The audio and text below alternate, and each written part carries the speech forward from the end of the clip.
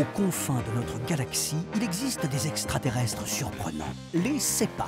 Ils sont toujours très enthousiastes, mais ils ne réussissent jamais à faire fonctionner les choses et leur planète ne tourne pas très rond. Ils décident alors d'envoyer sur Terre un duo de choc pour découvrir comment les Terriens ont compris le monde.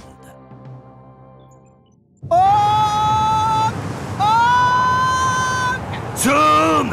La thermotransstabulation s'est coupée! Je ne contrôle plus le vaisseau! Nous tombons! Mais fais quelque chose, Hank! On va s'écraser! Ça va? Rien de cassé? Non, ça va, ça va. Ça va, ça devrait marcher maintenant. Mais je me pose quand même une question.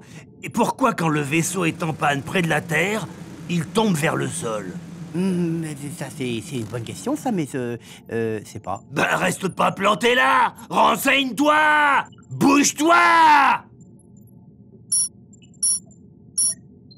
J'ai trouvé! C'est la gravitation. La gravitation? Ouais, c'est un truc qui sert à graver. Mais non, tu comprends rien.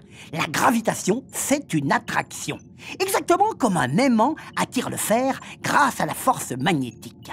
Tous les éléments de l'univers s'attirent les uns les autres grâce à la gravitation. En fait, plus un objet est lourd et près de toi, plus il t'attire. Ici, la planète Terre est tout près et elle est beaucoup plus grosse que ton magnifique mais tout petit vaisseau. Du coup, elle nous attire et il faut toute la puissance de notre moteur pour ne pas nous écraser au sol. Ah, ok. Ouais, je le savais de toute façon. À chaque fois que le vaisseau passe pas très loin d'une planète, il est attiré et je dois corriger notre trajectoire. Y a pas que toi qui sais des trucs. Mais les Terriens, eux, n'ont pas de vaisseau entre les planètes. Et comment ils ont trouvé ça? Attends, je te raconte. Celui qui a découvert ça s'appelle Newton, Isaac Newton, et c'est un Anglais mathématicien et philosophe.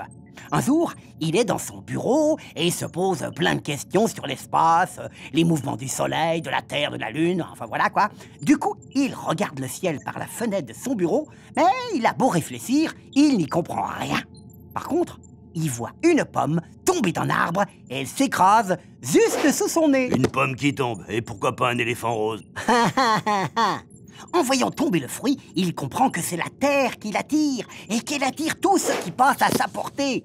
Il lui faut encore faire plein de calculs pour parfaire sa théorie, mais grâce à la chute de la pomme, il a compris le principal, la gravitation. Ah ouais, j'ai compris, c'est pas compliqué. La gravitation, ça marche avec tout, même avec toi.